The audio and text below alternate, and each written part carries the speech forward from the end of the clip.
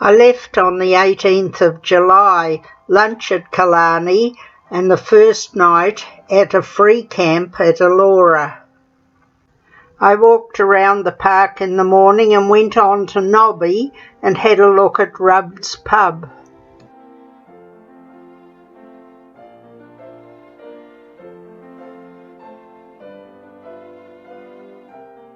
The toilets are appropriately named. At Toowoomba, the council were getting ready for the Carnival of Flowers in a couple of months' time. Then I went on to Australia Zoo. I hadn't been there for quite a few years. The old turtle still appears hale and hearty.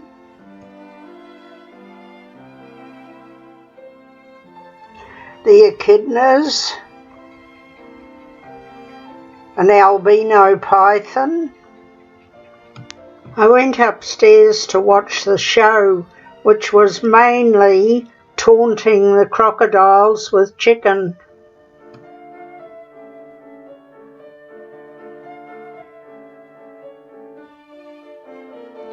The red fox was cute, but very hard to catch on the camera.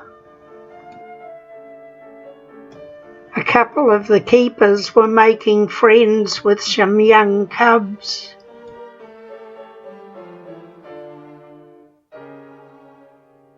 Out in the paddock, the giraffes and zebras and rhinoceros played up to the camera very nicely. The cheeky little meerkats were everybody's favourite. Huge crowd around them all the time.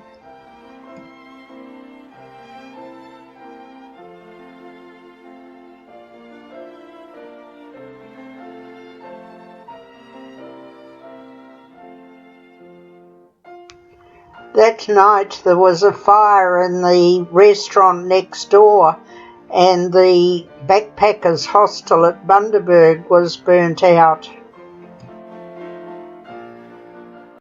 I drove out to Rainbow Beach but couldn't get anywhere near the coloured sands, so had to be content with viewing them in the bottles in the shop. I got a very friendly reception at the caravan park at Seaforth, and the sunrise the next morning was beautiful. Off to Airlie Beach for a cruise out on the Great Barrier Reef. The sea was very calm and the weather fine. No ripples on the water at all.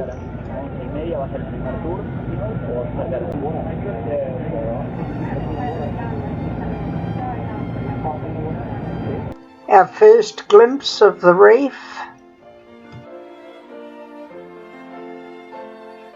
These are some views from the underwater viewing chamber on the boat.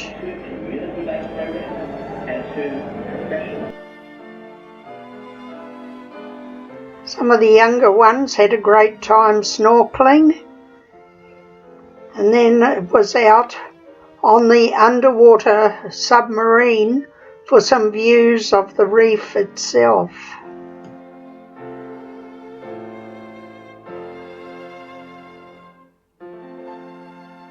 We were told that the coral is losing its colour because of global warming.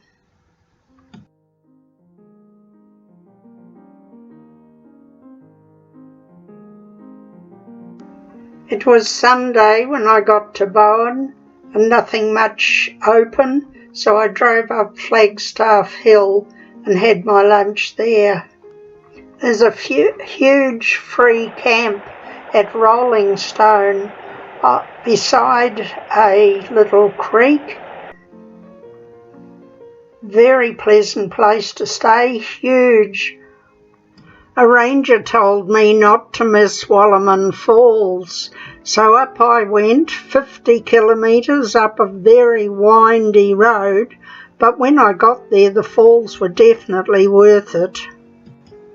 The water falls 286 metres and the pool at the bottom is 20 metres deep.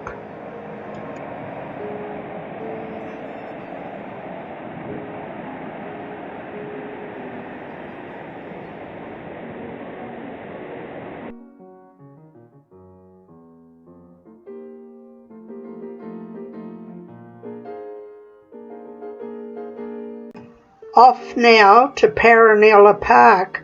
This was the dream of a Spaniard. He and his family built it up between 1929 and 1948. The castle was hand-built and it had waterfalls, rainforest, fish and turtles. Wonderful place. This picnic area hasn't been used for a while, but the turtles are nesting.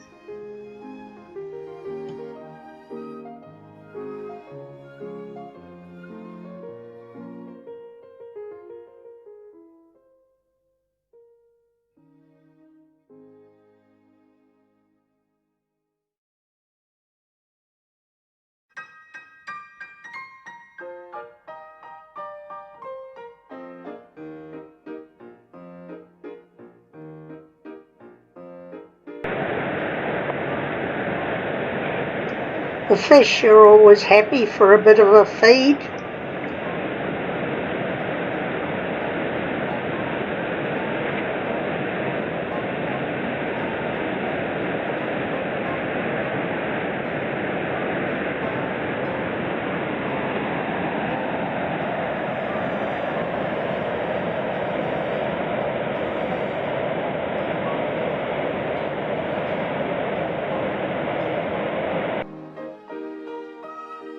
The light show at night was worth staying over for.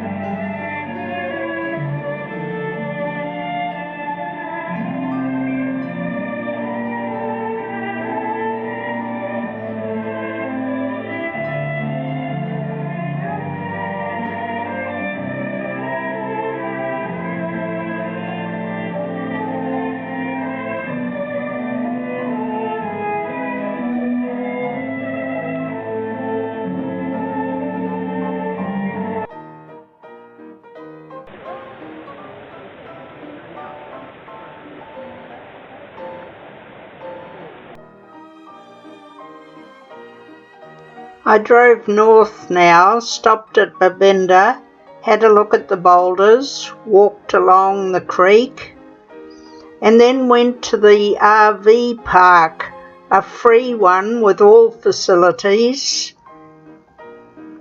and very comfortable.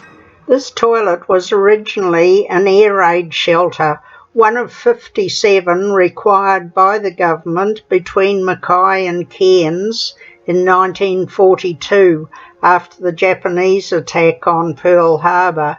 It is 300 millimetres thick, there is seating for 50 and they were later turned into public toilets.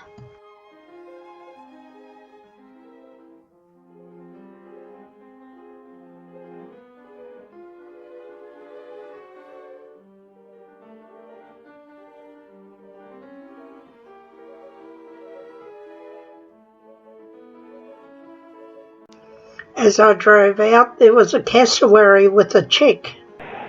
I drove into Kuranda then, to Butterfly World.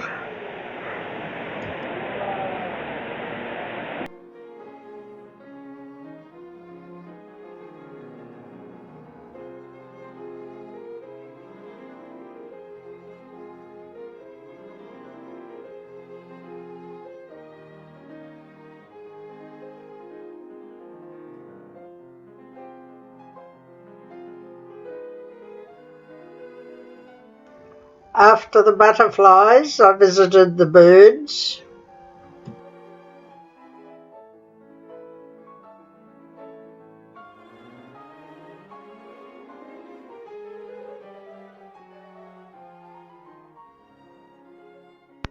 These are cassowary eggs.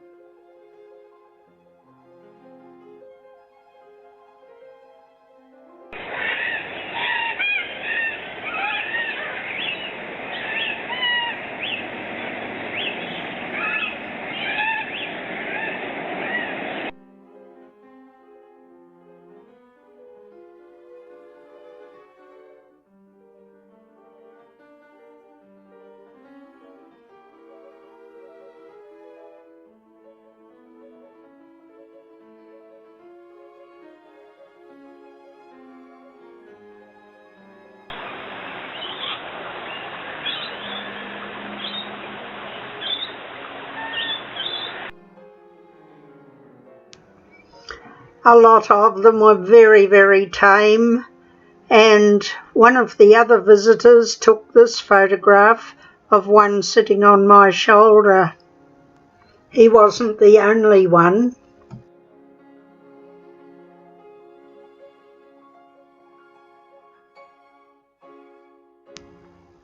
Koala Gardens was right next door.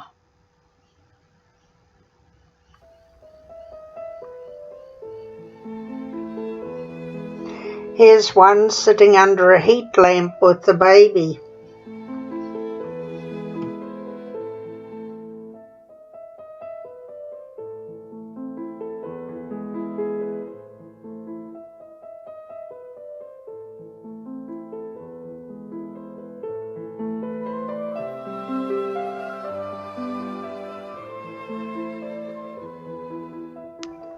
There were many Australian animals there, all very tame. Billabong Caravan Park was a fascinating place to stay. Turtle under the bridge there, and a saloon.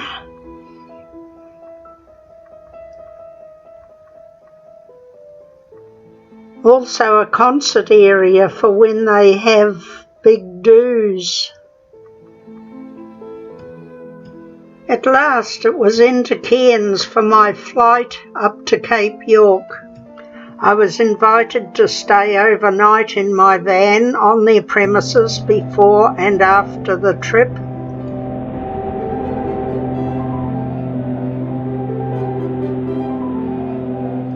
There were 7 of us on board, and our pilot had been brought up in the area, so he was very knowledgeable and able to point out points of interest all the way up. We were also given morning tea on the plane.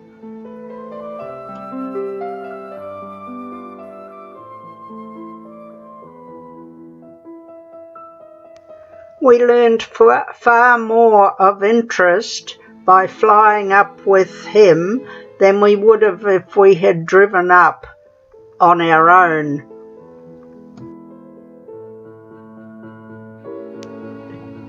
This was a barge taking stores to isolated areas.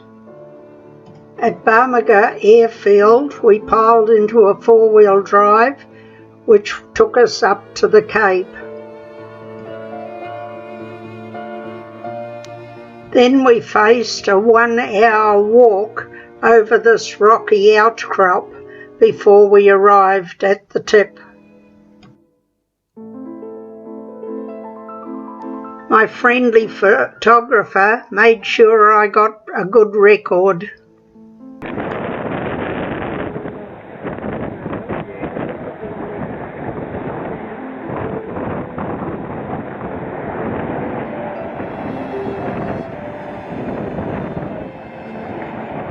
This is all that remains of a resort that was built up there. Somebody didn't want it. Of course, there's a shop for mementos. A delicious fish meal before we were back on our plane for the return trip to Cairns.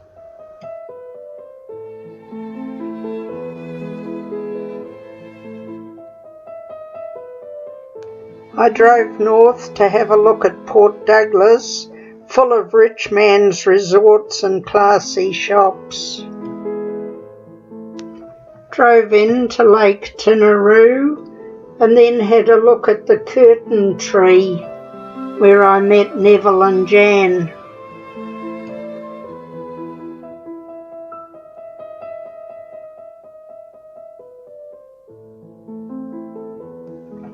Youngaburra is a very pretty little town. On my way into Lake Eacham where I stayed the night.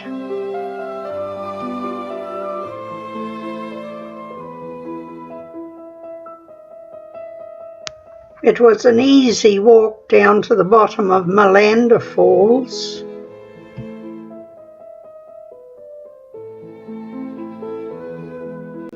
But some of the others on the circuit were not so easy. The track down to Zilly Falls was very steep and rocky and slippery.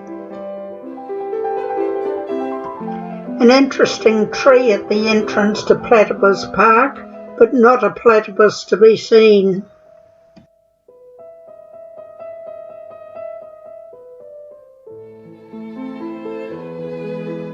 Yummy cheesecake for afternoon tea.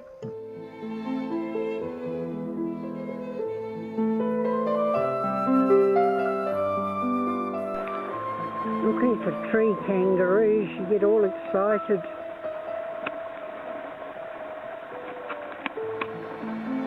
And then find it's only an ant's nest.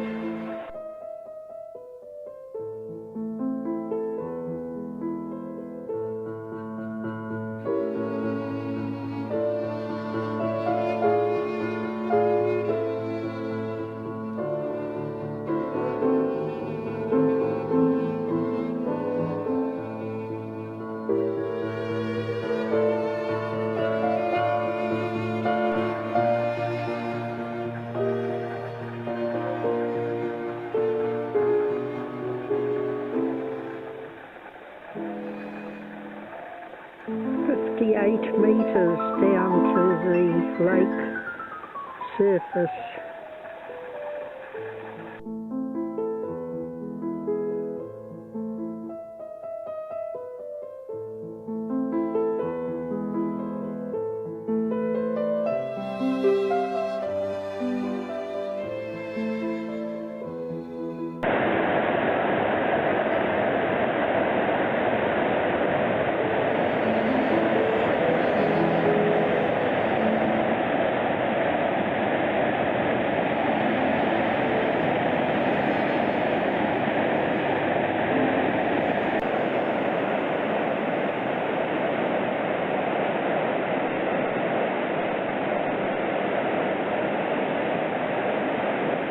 This is the bottom pool.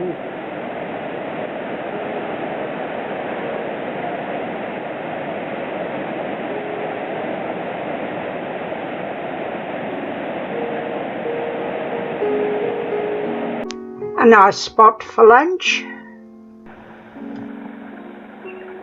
They call this area the Golden Hole. I can't imagine why. But keep out of the water because there's crocodiles here. Now that's what you call a pawpaw crop.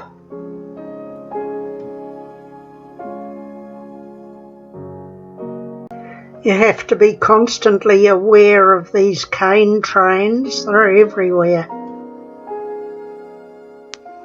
I was told to come out here for the best feed of fish and chips I had ever had.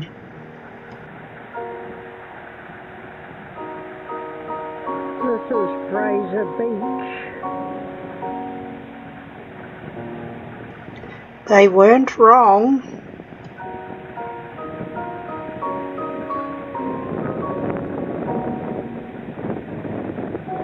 I stopped briefly in Ingham to have a look at Slim Dusty's pub with no beer, then drove 50 kilometres inland to Jurama Falls. It was a climb of 800 metres up to the lookout, but I made it, just.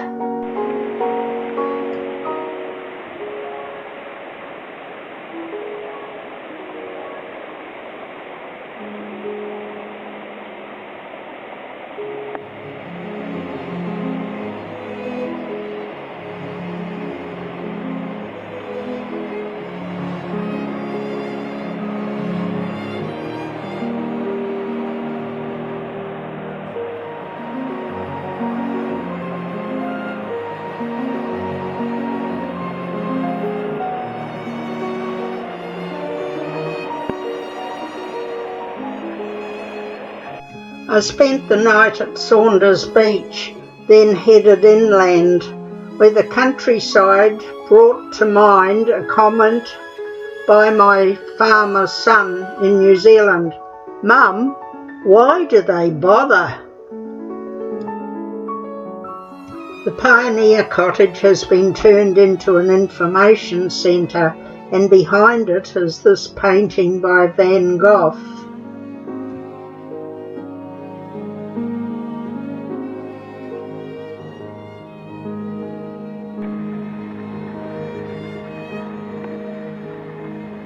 Never seen butterflies getting the honey out of bottle brushes before. There's hundreds of them on this bush.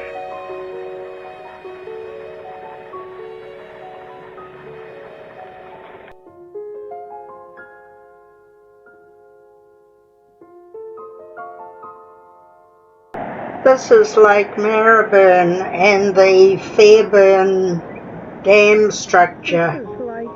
It supplies all the water for the local area for irrigation and domestic purposes. It supplies the whole area with irrigation waters and all water supplies. My overnight stop was at Virgin Rock. Can you see the Virgin in the cave? This is the river at St George.